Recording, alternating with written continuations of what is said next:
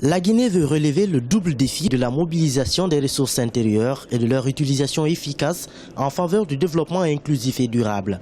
Le relâchement dans les réformes mises en œuvre ces dernières années a fait passer le déficit budgétaire de 4,1% du PIB en 2014 à 7% en 2015.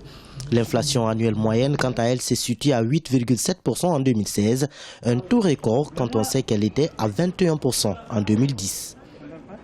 Notre économie a évolué. Nous avons la nouvelle économie maintenant. Vous avez des niches fiscales qui se développent. Vous avez le domaine de la téléphonie. Vous avez un domaine aussi qui a été évoqué tout à l'heure sur la fiscalité dans le domaine foncier.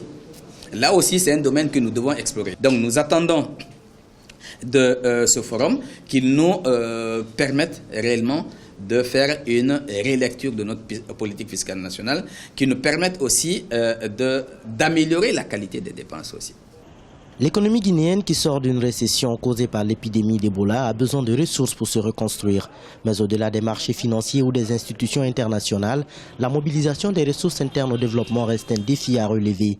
En début 2016, les autorités ont accru cette mobilisation interne en élevant la taxe sur la valeur ajoutée TVA de 18 à 20%.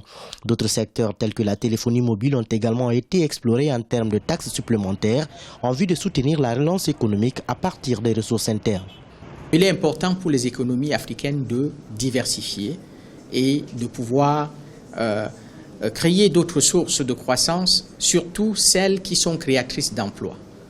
Parce que les secteurs miniers, par essence, sont intensifs en capital, donc ne créent pas beaucoup d'emplois. Et c'est ce qui amène la situation qu'on connaît dans beaucoup de pays africains qui sont dépendants des ressources naturelles, où malgré une croissance forte, les ménages ne le ressentent pas dans leur portefeuille. La croissance économique de la Guinée devrait atteindre 4% à la fin de l'année 2016, avant de rebondir à 4,8% en 2017, signe d'une relance post-Ebola.